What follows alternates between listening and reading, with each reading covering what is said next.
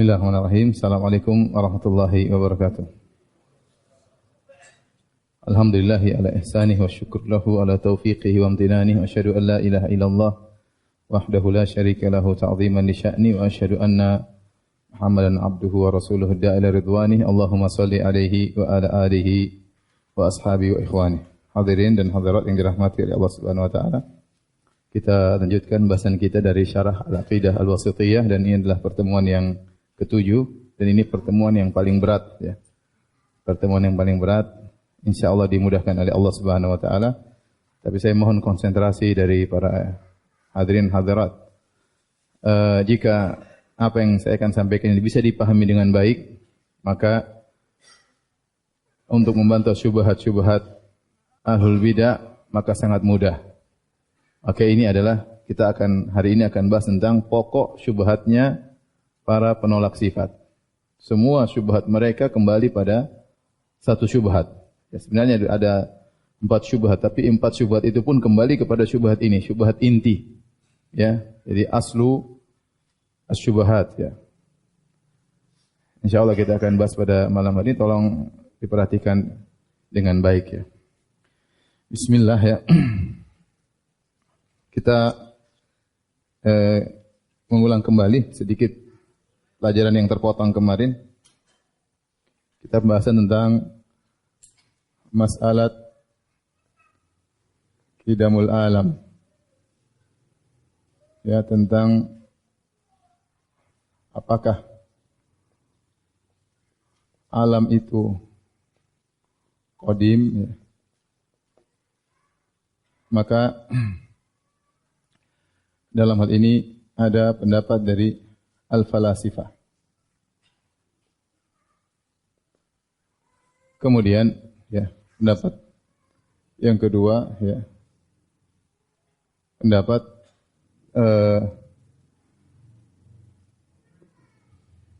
atau kita mengatakan yang pertama alam qadim atau azali. Kemudian yang kedua alam muhdats atau baru.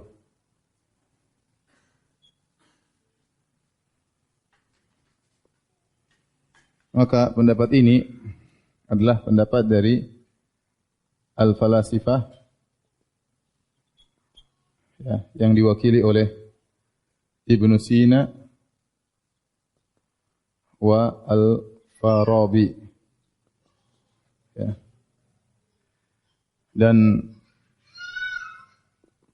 Al-Ghazali rahimahullah dalam kitabnya Tahafutul Falasifah yang artinya kontradiksi orang-orang ahli filsafat, demikian juga dalam kitabnya Al-Munqidh minadh Dhalal dia mengkafirkan falasifah. Di antaranya Ibnu Sina dan Al-Farabi. Kenapa? Karena seluruh orang-orang ini mereka terjerumus dalam 3 hal yang membuat mereka kufur. 1 sudah cukup membuat mereka kafir, apalagi 3. Jadi Al-Ghazali menyebutkan 20 kesalahan dari falasifah. Kemudian dia klasifikasikan. Ada kesalahan yang mengkafirkan, ada kesalahan yang hanya membid'ahkan, dan hanya kesalahan yang mungkin ijtihadiyah ya. Dari 20 kesalahan tersebut, 3 yang mengkafirkan. Yaitu pendapat orang falasifah bahwasanya ya, pendapat falasifah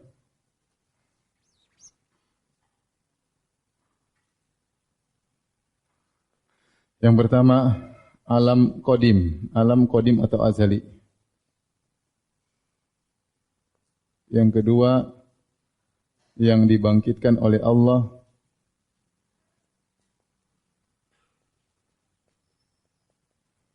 Hanya ruh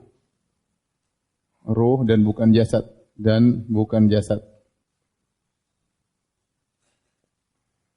Yang ketiga ya, Allah hanya memiliki ilmu yang global, tidak terperinci. Ini 3 kesalahan dari falasifah yang menyebabkan Al-Ghazali mengkafirkan mereka. Tentunya mereka dengan logika mereka akhirnya terjerumus dalam tiga kesalahan ini. Masing-masing ada logikanya. Tapi yang jadi perhatian kita adalah poin pertama, yaitu mereka mengatakan alam adalah azali. Ya. Sebagaimana sudah kita singgung pada pertemuan kemarin, dalil mereka, kata mereka bahwasanya Allah adalah illatun tammah. Illah tammah yaitu sebab yang sempurna. Kalau sebab itu sempurna, maka maklul yaitu akibatnya tidak akan terlambat dari sebabnya.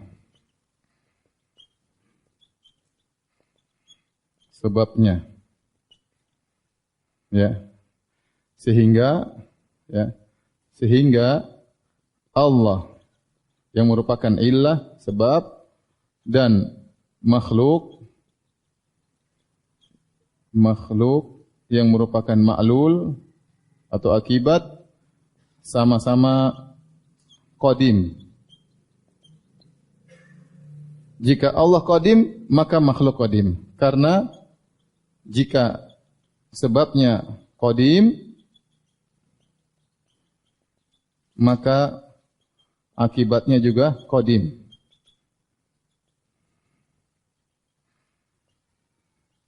Qadim atau azali. Ini masih paham sampai sini? Atau sudah hang sejak awal? Ya. Kata mereka sebab, kalau kita manusia, kita punya sebab, akibatnya bisa muncul belakangan. Misalnya mau kaya sebab kerja dulu, nanti akibatnya kayanya belakangan ya. Kadang miskin malah tidak jadi kaya ya. Tapi karena Allah adalah sebab yang sempurna, maka jika dia ingin menimbulkan akibat, maka akibatnya tidak ada jedanya. Tidak ada jedanya dan dia akan bersamaan dengan sebab. Ya. Akan bersamaan dengan sebab. Maka jika sebabnya qadim yaitu Allah Subhanahu wa taala, maka maklulnya, akibatnya itu makhluk juga qadim. Ya. Paham tidak? Ragu-ragu kepalanya. Ya. Ini logika berpikir mereka, ya. Karena sebabnya, kenapa akibat tidak terlambat daripada sebab? Karena sebabnya ini sempurna. Karena sebabnya sempurna, maka dia muncul bersama dengan akibatnya. Ya. Pelaku bersamaan muncul dengan objeknya. Subjek dan objek bermuncul di waktu yang sama. Jika subjeknya adalah qadim, maka objeknya juga ada qadim. Ini pemikiran mereka, maka mereka dikafirkan karena ini melazimkan bahwasanya makhluk apa? Qadim, sama seperti Allah Subhanahu wa taala. Maka orang-orang falasifah dikafirkan oleh Ghazali. Paham sampai sini? Ya. Kata mereka logikanya sama seperti matahari dan cahayanya. Matahari dan cahayanya bukan matahari dulu, cahayanya belakangan, tidak. Matahari dan sinarnya muncul bersamaan. Matahari adalah sumbernya dan cahaya adalah akibatnya bersamaan. Ya. Terus kalau dikatakan wahai falasifah, berarti kalian mengatakan makhluk sama dengan Allah dari sisi zaman sama, tapi dari sisi rutbah tidak sama. Akibat tentu tidak sama dengan sebab. Mereka berkilah begitu. Paham? Kalau kita katakan wahai orang-orang falasifah, kalian mengatakan bahwasanya makhluk qadim sama dengan Allah qadim, berarti sama dong. Mereka bilang tidak sama, ada perbedaan. Kenapa? Karena secara tingkatan tetap saja sebab bukan apa? Akibat. Tetap saja akibat kedudukannya di bawah apa? Sebab. Tapi min haitsu zaman, dari sisi zaman sama. Min haitsu rutbah, dari sisi tingkatan, maka sebab lebih tinggi daripada akibat. Sehingga mereka mengatakan, mereka berkata,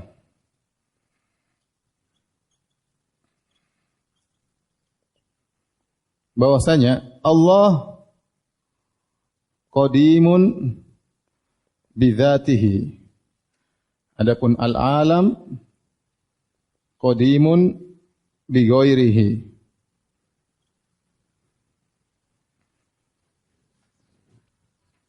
Allah qadim secara zatnya, Allah qadim dengan sendirinya, secara zatnya, makhluk juga qadim atau alam semesta juga qadim dengan sebab Allah. Dengan sebab apa? Allah. Tapi sama-sama apa? Qadim. Sama-sama qadim. Tapi bagaimana bantahan terhadap ini? Ya, maka ada pendapat kedua bahwasanya alam itu muhdats, alam itu baru, tidak qadim. Dan ini pendapat dipilih oleh ya Ahlus Sunnah wal Jamaah dan juga pendapat dipilih oleh al-mutakallimun. Mutakallimun maksudnya ahlul kalam. Ahlul kalam maksudnya dalam ini adalah Jahmiyah, Mu'tazilah, Kullabiyah, kemudian Asy'ariyah dan Maturidiyah.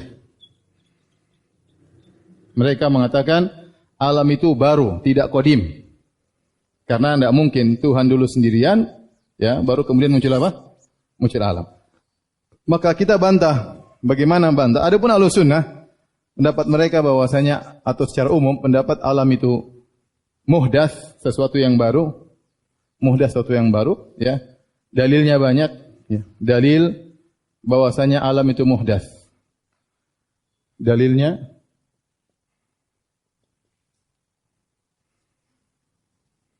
naqli, maksudnya nas, seperti ya, idza arada syai'an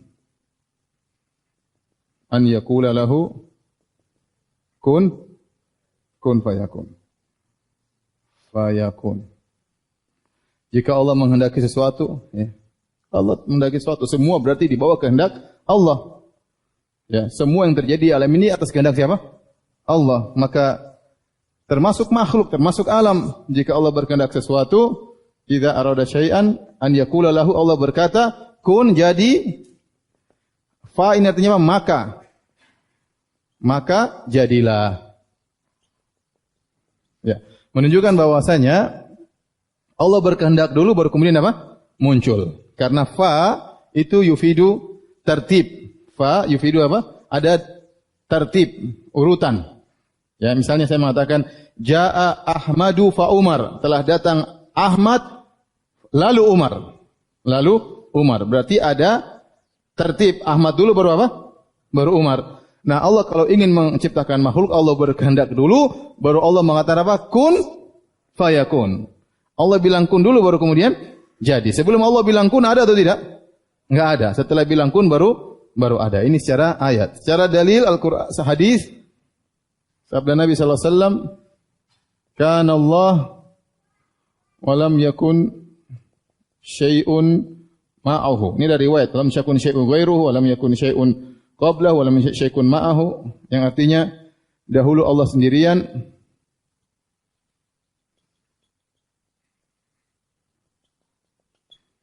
dan tidak ada sesuatu pun yang bersamanya. Kalau makhluk alam sudah ada, tentunya berarti sudah ada bersama siapa? Allah dalam azal. Waktu alam azali Allah sendirian, lantas Allah menciptakan apa? Makhluk. Paham? Ini secara dalil nakli. Sekarang kita bantah secara akli. Dalil akli, ya. Dalil akli itu secara akal.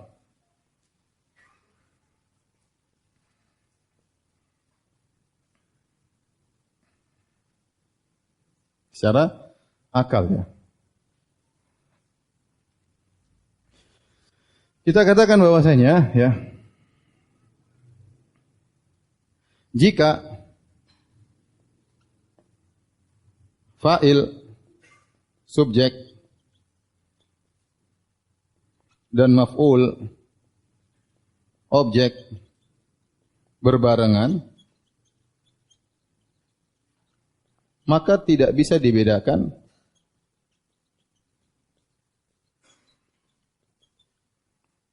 mana yang fa'il, mana yang objek, mana yang subjek, pelaku, dan mana yang objek. Yang objek atau predikat lah ya, atau predikat. Tidak bisa dibedakan bersamaan ya. Bersamaan. Maka kalau munculnya barang kita enggak tahu mana sebab mana akibat, muncul barang si A dan si B muncul barang. Mana kita bilang mana yang akibat, mana yang sebab? Enggak ada yang tahu. Karena barengan. Paham? Secara logika namanya sebab pasti mendahului apa? Akibat. Akibat pasti setelah apa? Sebab. Paham sampai sini? Yang kedua, yang ini bantahan Syekhul Islam Taimiyah dalam kitabnya Rad 'alal Mantiqiyin. Ibnu Taimiyah punya buku judulnya Rad 'alal Mantiqiyin. Kalau antum baca cepat tua ya. Susah ya. Rad 'alal Mantiqiyin, bantahan terhadap ahli mantik, ahli filsafat. Beliau mengatakan ya, kalau sama-sama qadim, kalau Allah dan alam sama-sama qadim, maka seharusnya sama-sama tidak bisa fana, tidak bisa sirna. Ya. Sekarang sama-sama qadim, kalau gitu sama-sama tidak bisa fana. Karena memiliki sama-sama qadim, sama-sama azali. Ya. Apa yang menyebabkan antum wahai falasifat mengatakan Allah abadi sementara alam bisa sirna? Ini tidak benar karena sama-sama memiliki sifat azali, maka tidak ada azali tersebut, tidak ada yang bisa membuat dia merubah jadi azali menjadi hilang. Paham? Saya ulangi, sama-sama konsekuensi dari qadim, suatu yang azali, maka dia tidak bisa hilang juga. Sama-sama akan abadi. Ya. Namun orang falasifah mengatakan, adapun Allah Tuhan, dia akan abadi, adapun alam bisa sirna. Dan itu salah karena kalau sama-sama azali, maka seharusnya sama-sama juga abadi. Paham? Kalau sama-sama azali, harusnya sama-sama abadi. Sama-sama apa? Abadi. Bantahan berikutnya secara akal juga. Kenapa yang dikatakan qadim hanya al-aflaq. Al-aflaq itu maksudnya planet-planet atau semisalnya ya. Planet-planet atau bintang-bintang ya, atau bintang-bintang. Bukankah makhluk-makhluk yang lain juga termasuk alam? Ini jawaban yang sangat logis. Mereka mengatakan yang qadim cuma aflak, yaitu alam semesta. Mungkin maksudnya langit-langit atau planet-planet. Kenapa ente bilang cuma itu yang qadim? Bukankah kita juga makhluk? Kita ini makhluk bukan? Kita termasuk alam enggak? Kenapa enggak bilang kita juga qadim? Karena kenyataannya kita baru muncul 40 tahun yang lalu. Jadi kenyataannya kalau memang Anda mengatakan bahwasanya alam qadim, berarti alam beserta isinya seluruhnya juga qadim. Kenapa Anda mengatakan cuma aflak yang qadim? Sementara makhluk yang lain tidak qadim. Paham sampai sini? Paham tidak? Baik.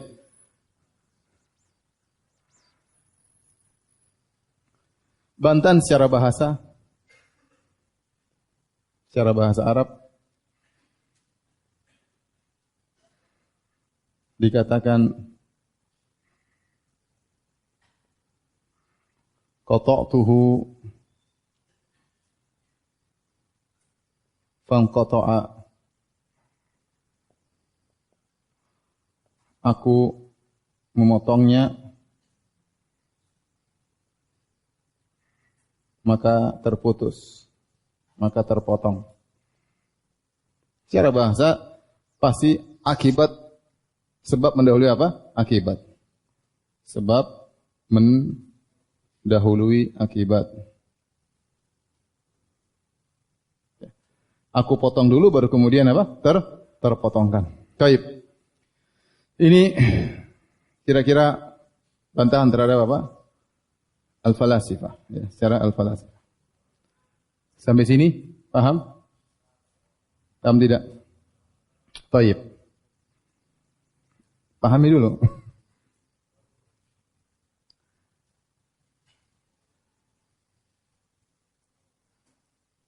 Nah,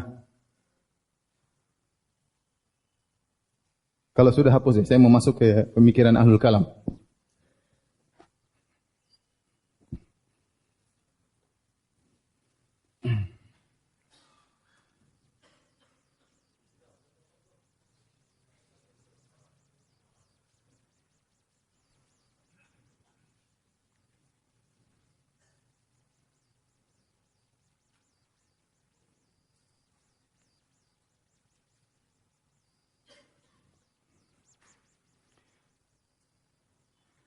Jadi, sebagian ahlul bidah, mereka menuduh Ibnu Taimiyah berpendapat dengan pendapat falasifah. Mereka mengatakan bahwasanya Ibnu Taimiyah rahimahullah mengatakan alam itu qadim. Ini kedustaan atas nama Ibnu Taimiyah. Ini muncul dari orang-orang yang tidak paham bukunya Ibnu Taimiyah. Sehingga dia baca sebagian, dia menyangka Ibnu Taimiyah menyangka alam itu qadim. Sehingga sebagian mereka mengkafirkan Ibnu Taimiyah. Padahal Ibnu Taimiyah membantah falasifah. Ini bantahan semua saya ambil dari Ibnu Taimiyah. Ya, contoh ini bantahan semua saya ambil dari Ibnu Taimiyah. Dan terlalu banyak pernyataan Ibnu Taimiyah menghabisi falasifah.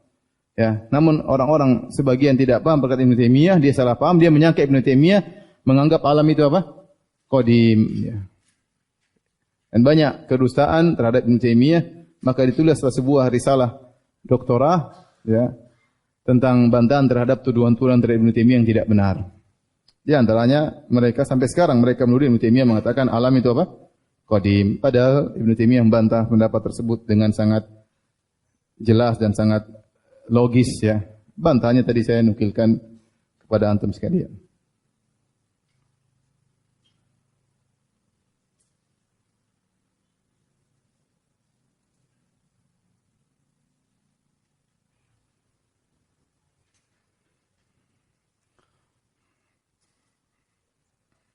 Baik, kita lanjutkan tentang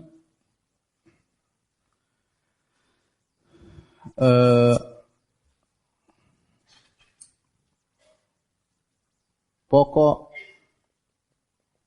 syubhat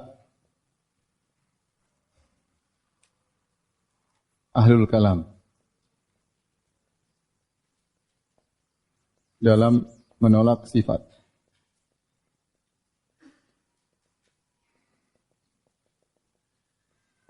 Bagaimana ceritanya? Kita mau cerita ya. Ceritanya begini. Ceritanya,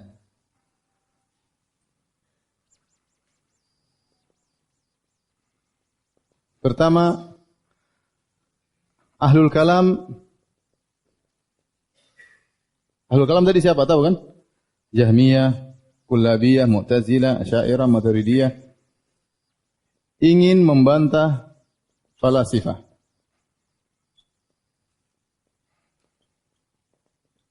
Falasifah yang mengatakan alam itu apa? Alam qadim, azali.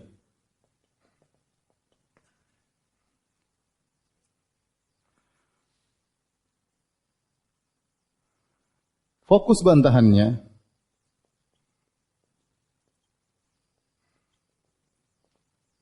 bagaimana bisa membuktikan bahwasanya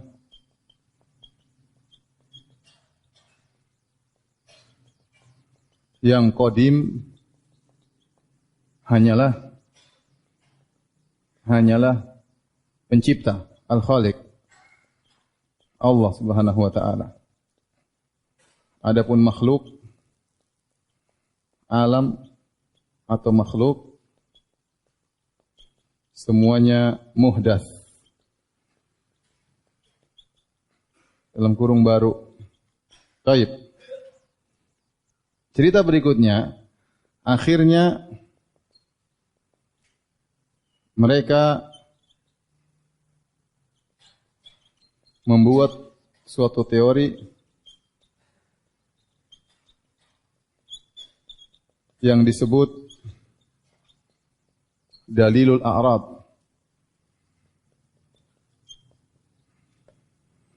Dalil a'rad. Nanti akan kita jelaskan. Al-a'rad. Apa itu dalil a'rad? Penjelasan dalil tersebut. Penjelasan teori tersebut.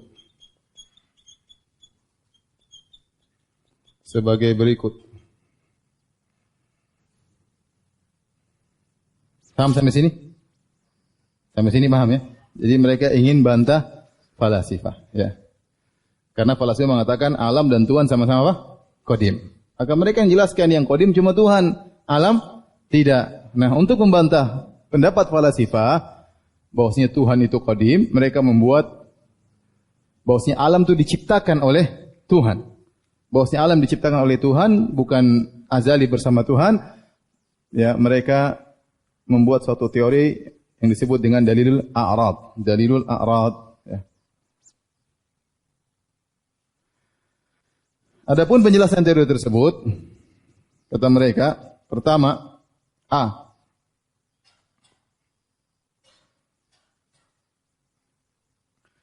Alam semesta atau makhluk secara kasat mata adalah muhdats. Maksudnya dari tidak ada menjadi ada. Kita lihat pohon, kita lihat manusia, ya. Contoh manusia, pohon, hewan, tadinya enggak ada, kemudian menghilang. Ini semua namanya apa? Muhdats. Ya. Contohnya apa? Contohnya tumbuhan, hewan, antum, dan lain-lain. Dari tidak ada menjadi ada dan akan menjadi tidak ada lagi. Paham? Ini namanya muhdats secara bahasa. Yang kedua, ini yang jadi poin yang jadi masalah.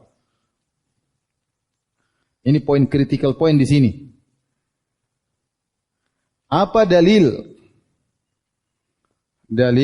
atau bukti bahwasanya alam itu muhdats? Atau apa sifat khusus makhluk yang muhdats? Makhluk yang muhdats. Maka mereka mengatakan ciri jawabannya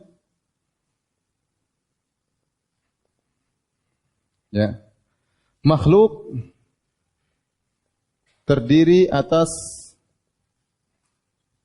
dua. Al-jauhar, kalau kita gampangan jisim atau jasad atau zat. Kemudian terdiri atas al-a'rad. Al-a'rad atau jamaknya al-a'rad yaitu sifat-sifat. Sifat-sifat jauhar tersebut. Ya. Contoh, saya ini makhluk. Firanda apa? Sifatnya banyak, tinggi, rambutnya punya rambut. Saya bergerak, saya makan, saya duduk. Itu namanya apa? Itu a'rad. Jasad saya namanya jauhar. Itulah makhluk. Sifat makhluk itu terdiri atas jauhar dan apa? Dan al-a'rad. Ya. Al-a'rad yang dimaksud di sini kata mereka al-aqwan al-arba'ah. Al-a'rad di sini maksudnya al-aqwan al-arba'ah yaitu adalah as-sukun wal harakah wal jama' wal tafarruq Kalau saya tidak salah ingat ya. Ini di antara ciri-ciri a'rad adalah 4 perkara, yaitu diam, bergerak, bersatu, terpisah. Ya. Ini ciri-ciri a'rad. Ciri-ciri a'rad. Perkara berikutnya, C. Maka semua yang tersusun atas jauhar dan a'rad, maka dia adalah makhluk. Maka dia adalah muhdats. Dan kalau muhdats berarti apa? Makhluk. Sampai sini paham? Ini paham syubhat ya? Ini inti syubhat mereka. Saya ulangi. Maka semua yang terus atas jauhar dan a'rad, maka itu adalah apa? Muhdats. Karena ciri-ciri muhdats kita katakan apa? Terdiri atas jauhar dan al-a'rad. Jika perkaranya demikian, D, maka ini intinya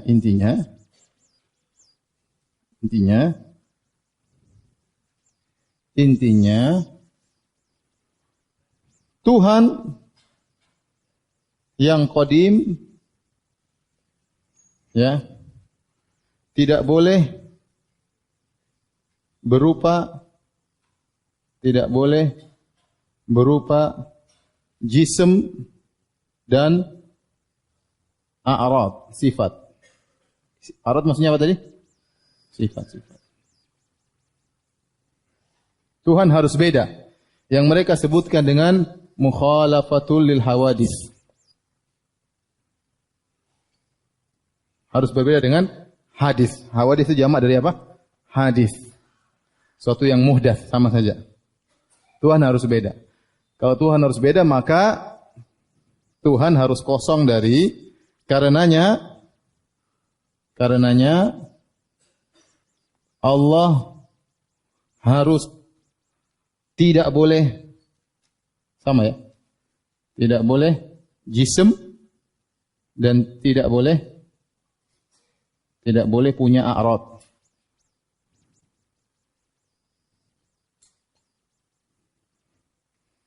Karena kalau Allah punya jism, punya a'rad, berarti Allah sama dengan makhluk.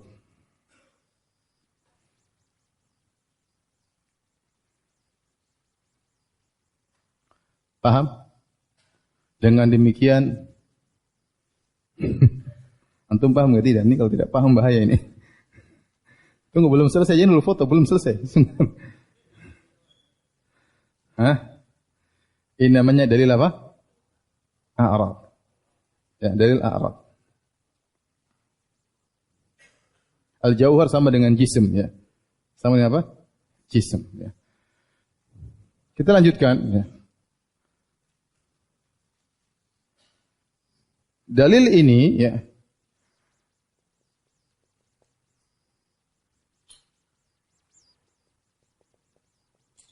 menunjukkan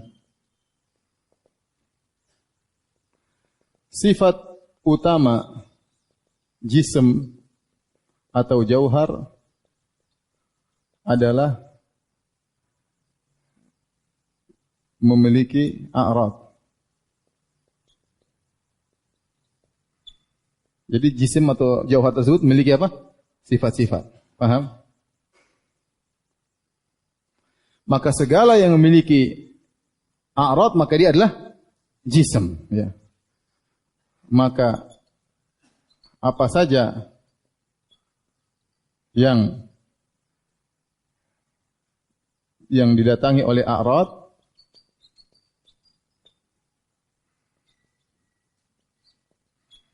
maka dia jism.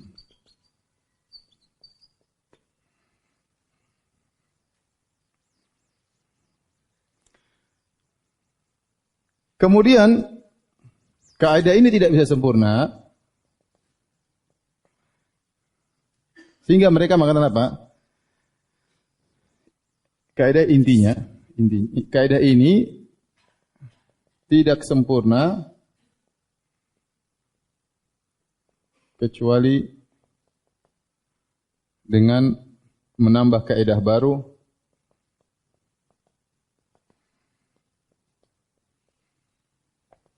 al-ajsam mutamathilah.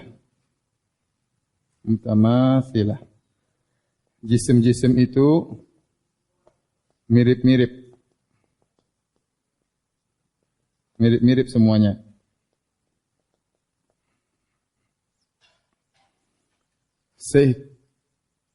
Kesimpulan supaya Allah beda dengan makhluk,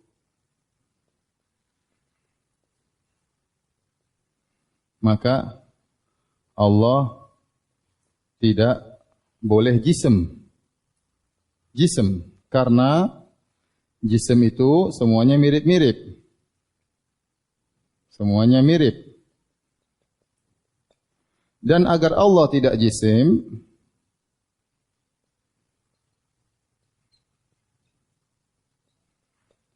maka Allah tidak boleh kena a'rad.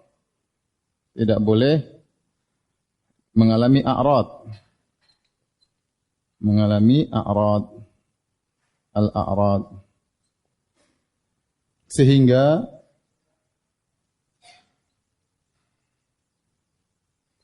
Allah tidak memiliki sifat.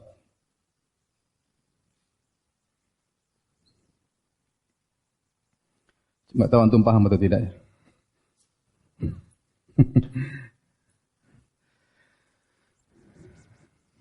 Saya kasih kesimpulan sini. Coba lihat sini semua, perhatikan. Jadi, kita kembali kepada cerita lama. Orang falasifah mengatakan alam ini apa? Qadim. Tentu ini kekufuran. Maka kita harus bantah bahwasanya yang qadim cuma Allah. Maka Allah harus mukhalifun lil hawadith, harus beda dengan semua-semua yang muhdats. Nah, apa ciri-ciri muhdats? Mereka lihat alam, muhdats ternyata alam. Alam itu isinya apa? Isinya jisim dan sifat. Saya jisim, ada sifat saya yang bergerak, mau makan, mau apa, itu sifat saya, sakit, enggak sakit, ya.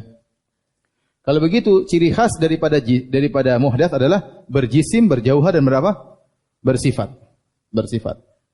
Kemudian menurut mereka kaidah yang lain, ajsam mutamathilah, sama jisim itu sama-sama, mirip-mirip. Kalau begitu, Allah tidak boleh dua-duanya, tidak boleh jisim dan tidak boleh apa? A'rad, tidak boleh sifat. Maka agar Allah beda dari muhdats, dari makhluk, Allah tidak boleh jisim. Dan supaya Allah tidak boleh jisim, maka tidak boleh memiliki a'rad. Paham sampai sini? A'rad ini sifat, maka mereka harus menolak sifat. Taib. Sampai sini paham? Ini masih syubhat ya, belum bantahan.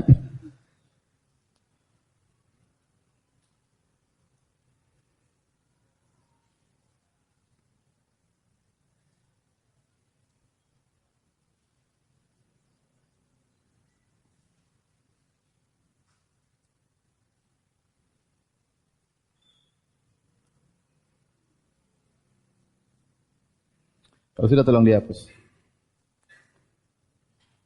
Ini enggak boleh berhenti, harus selesai ya. Tunggu dulu biar teman-teman foto dulu sebentar.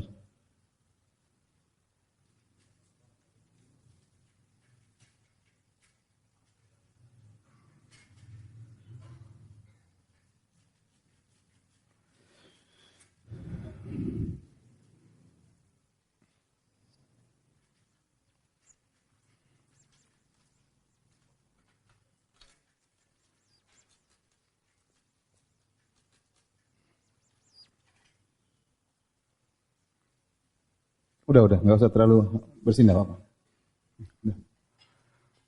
Tentang dalil a'rad.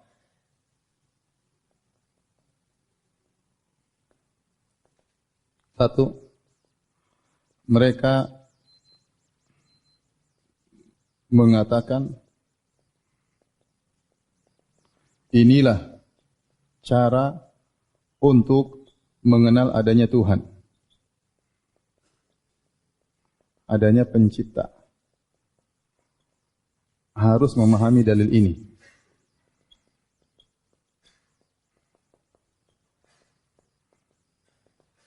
Agar bisa membuktikan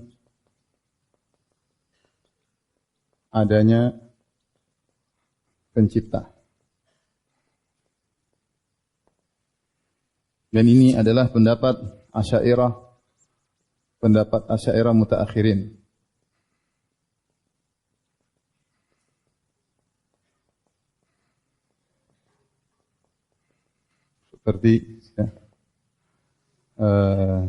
Seperti Al-Iji, kemudian Al-Amidi,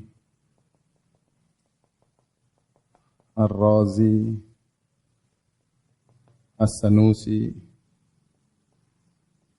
Al-Iji dalam kitabnya Al-Mawaqif, Al-Amidi dalam kitabnya Abkarul Afkar, Ar-Razi dalam kitabnya Al-Matalibul Aliyah, dan Muhassalul Afkar, As-Sanusi dalam kitabnya Syarh Ummul Barahin. Dan ini juga pendapat Mu'tazilah.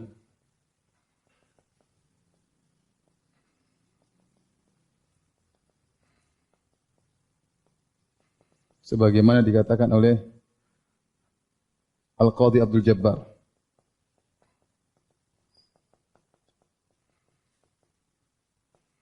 Dalam kitabnya Syarah Usul Khamsah. Al-Usul Al-Khamsah. Baik. Yang kedua, kata mereka, dalil ini atau teori ini adalah awal wajib alal mukallaf. Kewajiban pertama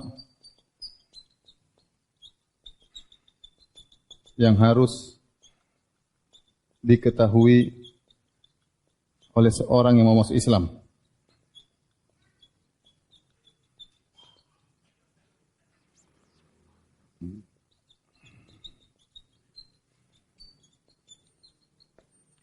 Sesungguhnya mereka ada khilaf. Apa yang pertama wajib diketahui oleh orang yang mau masuk Islam? Maka ada beberapa pendapat. Ada yang mengatakan yang wajib harus syak, ragu, baru kemudian mengenal Tuhan. Ada yang mengatakan adalah nazar, yaitu memandang. Inilah cara memandang teori seperti ini, yaitu memandang, berfikir dengan akal, dengan teori ini. Ada yang mengatakan juz'un minan nazar, sebagian daripada teori ini. Ada yang mengatakan ma'rifat. Sampai mereka ada 6 pendapat, 7 pendapat tentang yang wajib bagi orang yang masuk Islam. Namun mereka sepakat intinya adalah harus memahami dalil ini.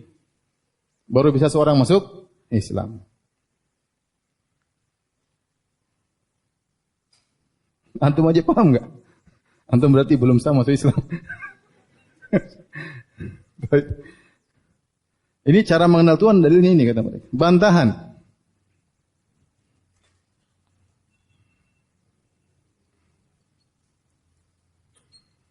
Ini harus selesai, nanti enggak boleh saya stop sekarang. Harus selesai. Bantahan. Ya. Pertama,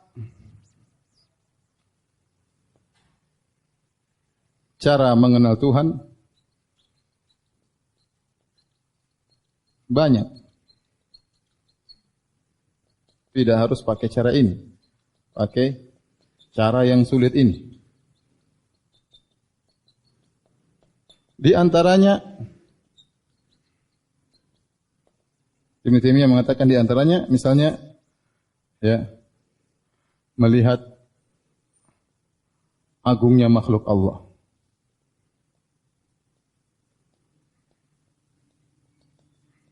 Dan ini pendapat yang ditempuh oleh Abul Hasan Al-Asy'ari. Abul Hasan Al-Asy'ari, dia kritik, nanti akan menjelaskan. Intinya, untuk melihat adanya Tuhan, dia tinggal lihat makhluk. Ini makhluk enggak mungkin terjadi sendirinya. Ini makhluk enggak mungkin. Ya sudah, dengan otomatis kita tahu ada yang menciptakan. Selesai. Enggak usah pakai teori-teori ini, paham? Teori gini apa susah pusing. Ini orang yang mau tahu ada Tuhan, sudah ente lihat ini semua. Kita tahu enggak mungkin ini terjadi dengan apa? Sendirinya.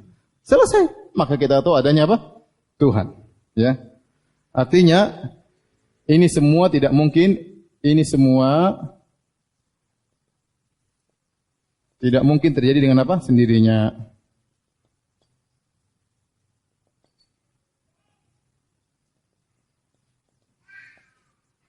Yang kedua, dalil mukjizat.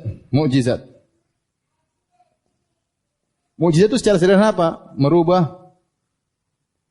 Merubah aturan alam. Alam semesta. Nah, kalau ada aturan alam semesta berubah, berarti ada Tuhan yang merubahnya. Contoh, api harusnya membakar. Tahu-tahu api jadi apa? Dingin. Nah, berarti ada yang ngatur nih. Yang bisa merubah ini pasti yang menciptakan apa? Api. Paham? Misalnya Nabi SAW keluar tangan air dari jari, keluar air dari jari. Nah, ini enggak sesuai dengan aturan alam semesta. Berarti ada yang merubah aturan tersebut. Berarti yang merubah itu apa tuh? Tuhan. Maka adanya mukjizat menunjukkan bahwasanya ada pencipta. Makanya waktu Nabi Ibrahim berdebat dengan Raja Namrud, kata Nabi Ibrahim, Rabbiyalladzi yuhyi wa yumit. Tuhanku menghidupkan mematikan. Kata Namrud, qala ana uhyi wa umit. Saya juga bisa menghidupkan mematikan. Dia bohong, dia bahlul ya.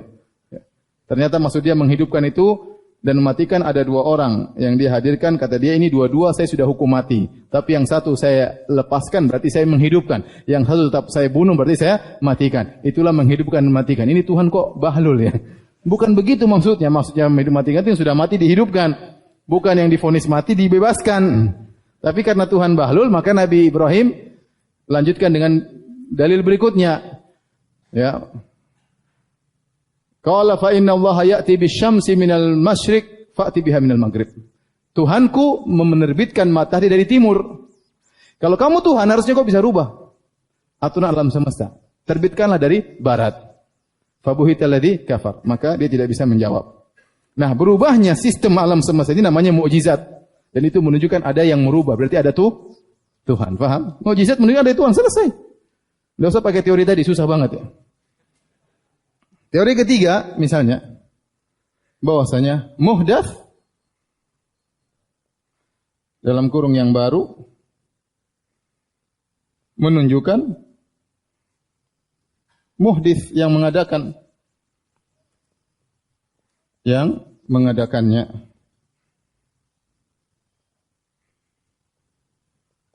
Selesai kita lihat manusia tadi ada, kemudian mati, dari tidak ada, kemudian ada. Berarti ada zat yang membuat ini semua. Selesai.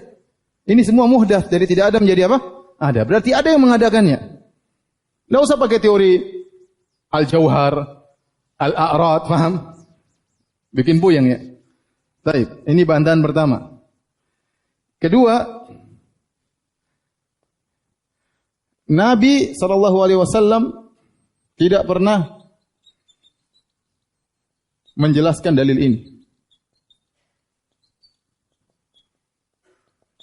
Padahal adab ke WC aja Nabi ajarin. Baik, ini masalah akidah, masalah penting. Bahkan kata mereka yang pertama harus dipahami. Loh, kenapa Nabi tidak pernah ajar? Kenapa Nabi tidak pernah ajarkan? Ya. Kemudian yang tiga, padahal waktu orang-orang masuk Islam, Arab Badui, orang Yahudi, orang Nasrani, orang musyrikin, majusi, kalau masuk Islam Nabi bilang apa? Ucapkan apa? Asyhadu an la ilaha illallah, selesai. Tidak ada Nabi bilang, jisim a'rad. Enggak. Paham? Enggak ada. Ya. Semua mau masuk Islam cukup apa? Cukup syahadat. Syahadat, selesai. Tiga, bisa dipastikan Abu Bakar dan Umar dan seluruh sahabat tidak paham dalil a'rad. Azan kah? Azan. Azan dulu deh. Biar hangnya hilang.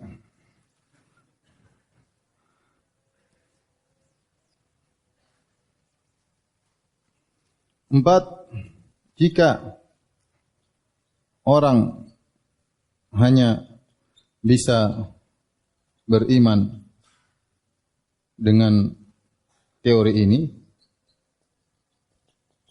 maka hampir seluruh kaum muslimin,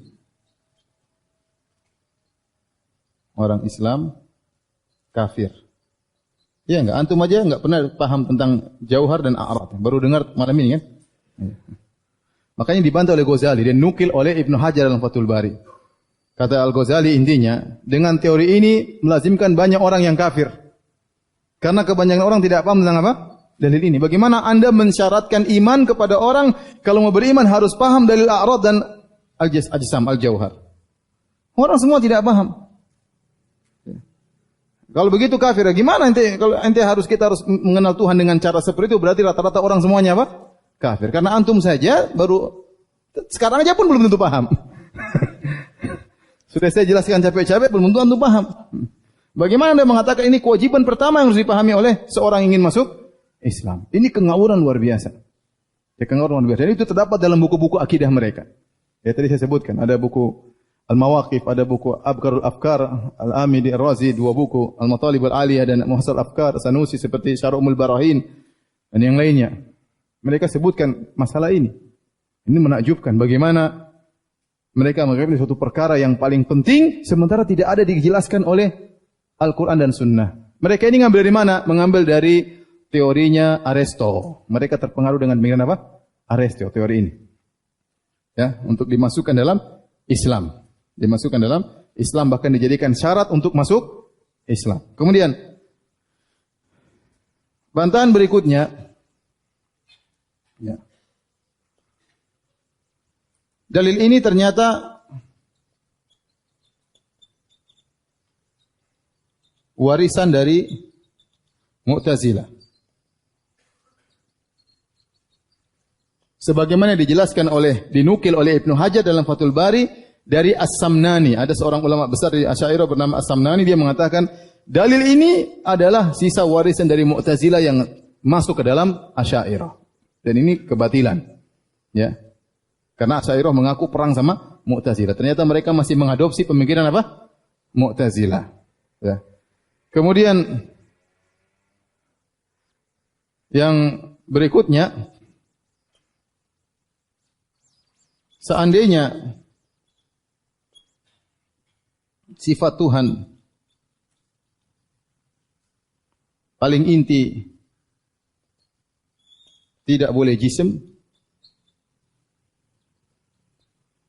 ya, kita bilang jisim ini sifat perkataan yang masih kurang jelas. Kalau maksudnya jasad seperti manusia, maka Tuhan tidak boleh seperti itu. Tapi kalau jisim maksudnya adalah zat, ya maka Allah berjisim. Paham? Kita sudah jelaskan. Jisim maksudnya apa? Kalau jisim maksudnya seperti tubuh saya, tubuh manusia ada daging darahnya, maka Tuhan tidak berjisim. Tapi kalau maksudnya jisim adalah zat, ya, maka Allah berjisim. Tapi kalau kita katakan sifat Tuhan paling inti tidak boleh jisim, maka Nabi Ibrahim waktu membantah Raja Namrud gampang. Wahai Ibrahim, saya Tuhan. Gampang. Ente jisim bukan Tuhan. Selesai. Tapi ternyata Nabi Ibrahim tidak membantah demikian. Paham? Contoh lagi seperti Nabi Muhammad SAW waktu mengatakan Dajjal. Inna rabbakum laisa bi'a'war. Sungguhnya Tuhan kalian tidak buta sebelah. Wa inna Dajjal a'warul ainal yumna. Sungguhnya Dajjal mata kanannya buta. Ya. Sebenarnya kalau Nabi mengatakan Dajjal bukan Tuhan karena Dajjal jisim. Tapi Nabi tidak pernah mengatakan demikian. Paham? Ya. Justru Nabi mengatakan Tuhan kalian tidak buta, Dajjal apa? Buta. Ya. Apa maksudnya? Taib. Dalil ini ternyata juga dibantah oleh Asy'ariyah sendiri. Asy'ariyah sendiri. Di antaranya dibantah oleh Abu Hasan Al-Asy'ari, Abu Hasan Al-Asy'ari dalam kitabnya Luma dan Risalah ila Ahli Saghar, Risalah ila Ahli Saghar. Ya. Antum juga nggak bisa baca sama aja. Kemudian dibantah oleh Al-Juwaini dalam kitabnya An-Nadhamiyah. Bahkan Razi juga mengingkari dalil ini dalam sebagian pernyataannya ya. Karena ini dalil dibantah oleh Ghazali ya. Al-Ghazali dibantah ya tadi saya sudah katakan. Jadi banyak Asy'ariyah juga tidak setuju dengan dalil ini. Ini karena dalil untuk mengetahui Tuhan tidak perlu dalil susah-susah tadi. Paham? Baik, masih ada bantahannya. Nanti hapus dulu.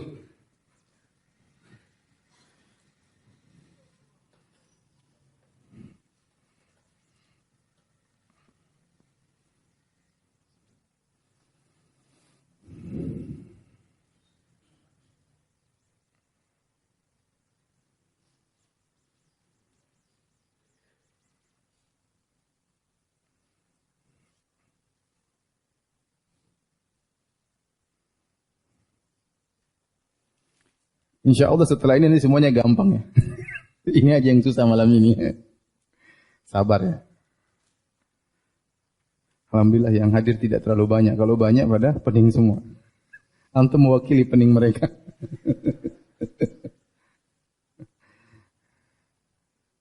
Tapi antum paham tidak? Hah? Hah? Salah ya?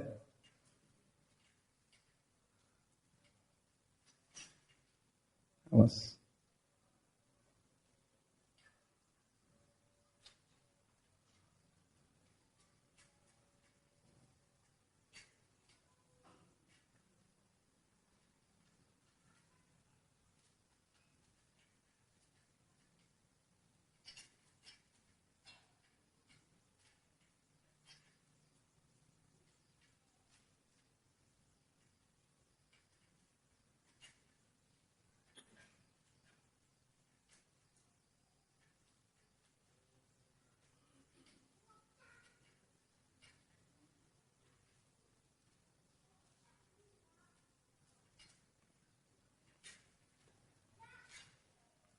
Sudah, enggak, sudah cukup.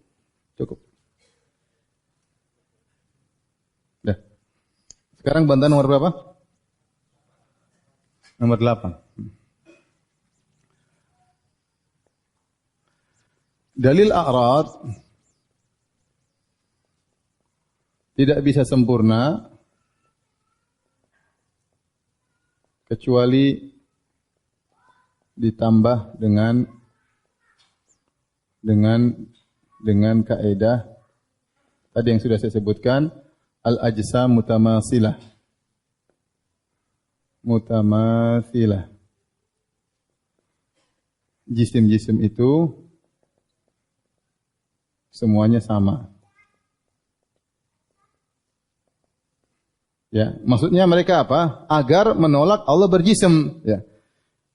Kalau jisim Allah beda dengan jisim makhluk ya sudah, berarti Allah mukhalifun lil hawadis, maka tidak perlu dalil a'rad. Kalau sejak awal kita bilang Allah berjisim, jisim Allah beda dengan makhluk, maka dalil a'rad ini enggak ada fungsinya. Antum enggak paham ya? Dalil a'rad itu kan menolak Allah itu apa? Berjisim. Supaya jisim Allah, kalau Allah tidak berjisim, maksudnya jisim Allah tidak seperti apa? Makhluk ya, seperti itu.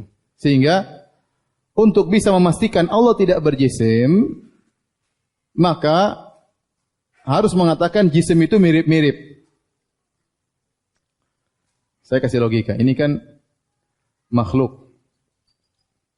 Ini Allah. Makhluk punya sifat apa? Jisim sama apa? A'rad. Makhluk punya jisim dan a'rad. Nah, kita sedang menolak sifat apa? Jisim. Menolak sifat apa? Jisim. Ya. Ya. Menolak sifat jisim. Maka bagaimana menolak sifat jisim? Dengan menolak a'rad. Dengan menolak a'rad. Nah, supaya sempurna dalil ini, berarti kita mengatakan kalau kita menetapkan a'rad pada Allah, berarti jisim seperti jisimnya apa? Makhluk. Kalau kita tetapkan a'rad pada Allah, berarti Allah akan berjisim seperti jisimnya makhluk, maka kita tolak karena jisim itu harus mesti sama. Kenapa Allah tidak boleh menerima a'rad? Karena kalau kita mengatakan Allah menerima a'rad, maka Allah berjisim dan jisimnya seperti jisim apa? Makhluk. Karena kenapa seperti jisim makhluk? Karena jisim itu mirip-mirip semuanya. Dan itu kaidah yang batil karena kita tahu jisim itu berbeda-beda.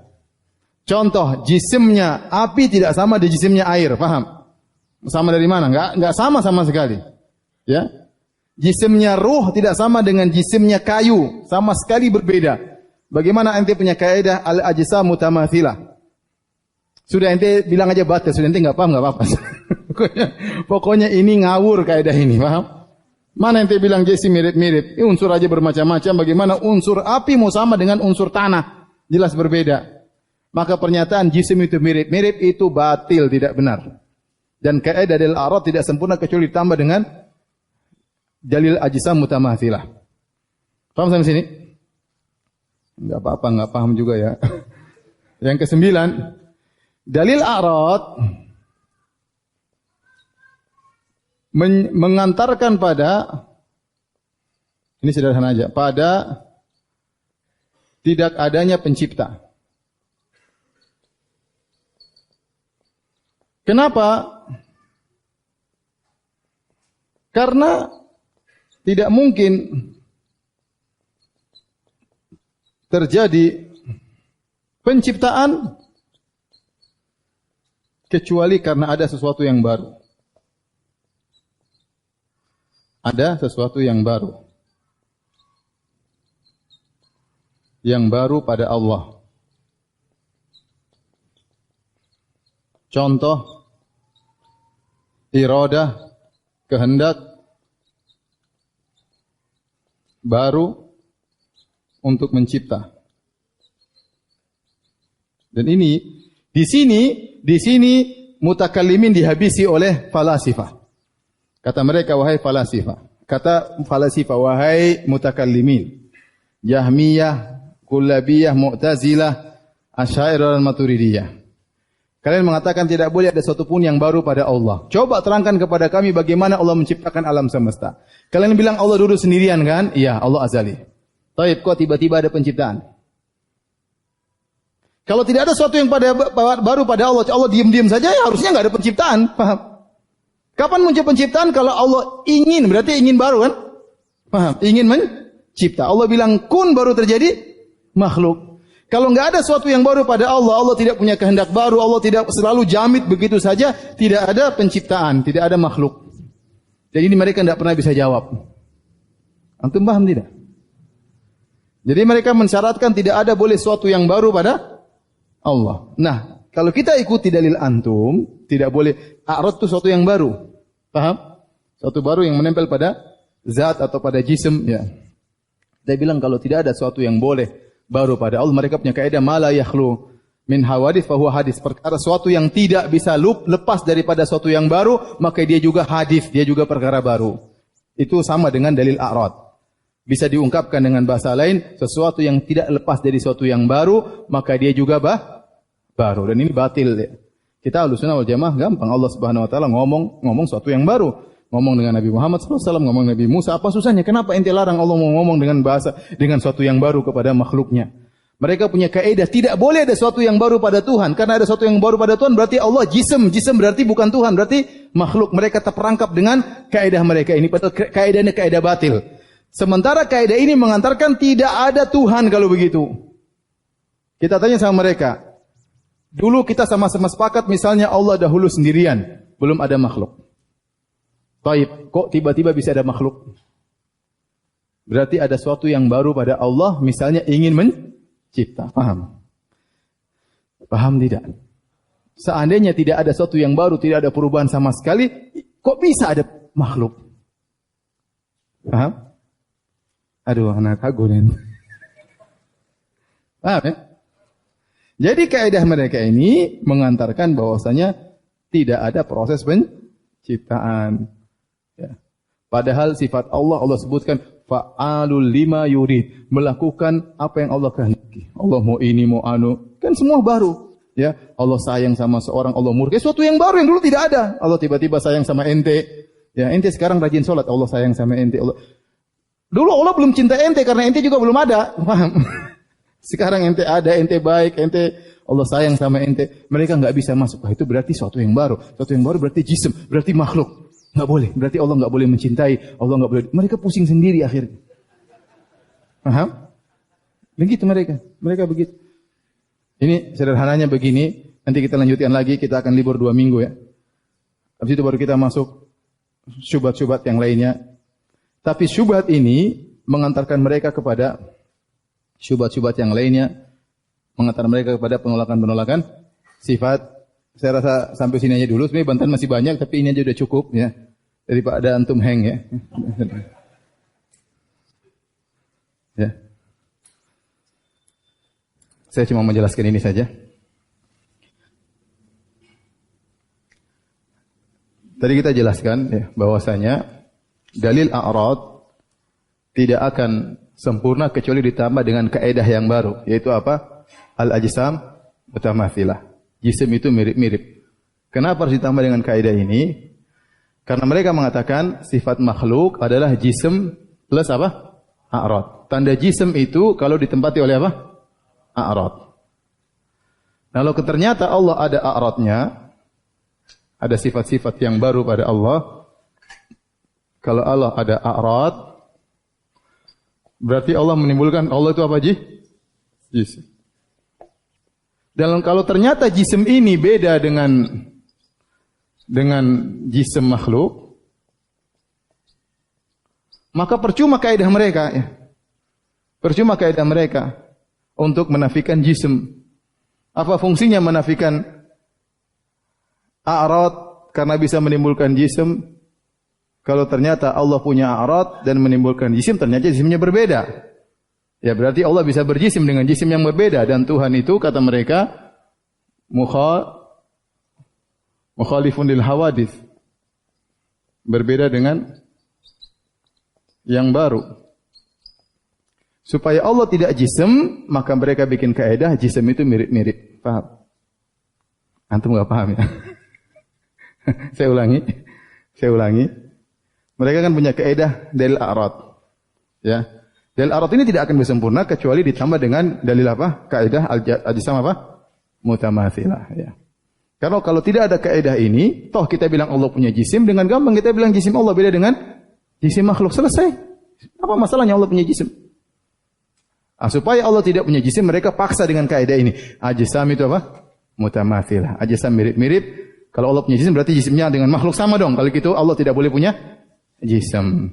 Berarti Allah tidak boleh punya a'rad. Karena kalau punya a'rad pasti punya jisim. Maka mereka bikin kaidah ini. Bantahannya tadi mudah kita bilang, siapa bilang ajsam mutamathilah? Jisim itu beda-beda. Jisim api tidak sama dengan jisim air. Tanah tidak sama dengan angin. Angin ada jisimnya, tapi tidak sama dengan jisim tanah. Apalagi antara khaliq dengan apa? Makhluk. Kenapa ente bilang harus sama? Ya, unsur berbeda-beda. Itu saja yang mau saya tambahkan. Allah a'lam bishawab. Ustaz, apakah boleh seorang muslimah membaca Al-Quran atau zikir pagi petang tanpa memakai jilbab saat di rumah atau dalam kamarnya? Boleh, enggak ada masalah. Boleh, ya, tidak ada masalah. Sampai para ulama khilaf, apakah boleh seorang berzikir kepada Allah dalam kondisi tidak berpakaian? Itu dibahas oleh para ulama. Tidak lain karena mereka tidak ingin waktu terbuang-buang.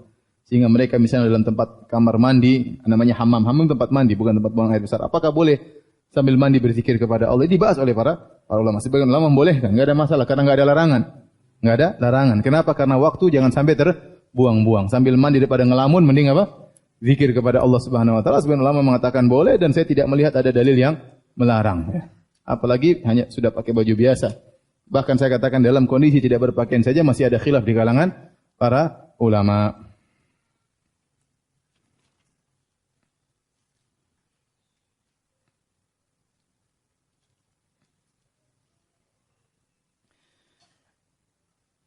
Ini masih bukankah ini apa maksud menolak sifat nanti ya, sabar ya. Nanti akan kita bahas pada pertemuan berikutnya apa bedanya Jahmiyah, bedanya dengan Mu'tazilah, dengan Kullabiyah, dengan Asy'ariyah, Mutaqaddimin, Mutaakhirin, dengan Maturidiyah.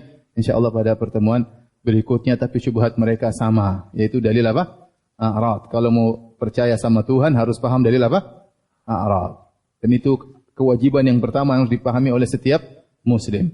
Kalau enggak paham, berarti imannya enggak beres. Seperti antum dari tadi dijelaskan enggak paham-paham. Iman antum enggak beres ya. Dan ini dibantah oleh Ghazali. Kalau begitu melazimkan orang mengetahui Tuhan aja ruwetnya setengah mati ya. Terus buat apa ente bikin dalil ini sementara yang mengingkari Tuhan cuma secuil manusia kecil? Coba yang mengingkari Tuhan ateis, sedikit sekali. Apalagi zaman tersebut, sedikit sekali. Dahriyin, ateis itu hanya sedikit. Kemudian untuk membuat orang yakin kepada Tuhan, ngapain bikin dalil seperti ini sementara semua orang sudah secara fitrahnya mengenal Tuhan. Ente malah bikin pusing mereka. Ente bikin dalil begini bisa jadi mereka malah ragu tentang apa? Tuhan. Maka ini dalil yang batil, mengenal Tuhan tidak perlu dengan dalil seperti ini. Paham? Mana ada orang coba ente tanya, ibu ente dulu, Mbak, ngerti enggak dalil a'rad dan al-jauhar? Apa itu jauhar itu a'rad? Jauhar itu begini. Kalau mama enggak ngerti, mama berarti masih kafir. Waduh, repot. Paham? Baik, demikian saja kajian kita. Insyaallah kita lanjutkan 2 pekan lagi. Subhanakallahumma bihamdika asyhadu an la ilaha illa anta astaghfiruka wa atubu ilaik. Assalamualaikum warahmatullahi wabarakatuh.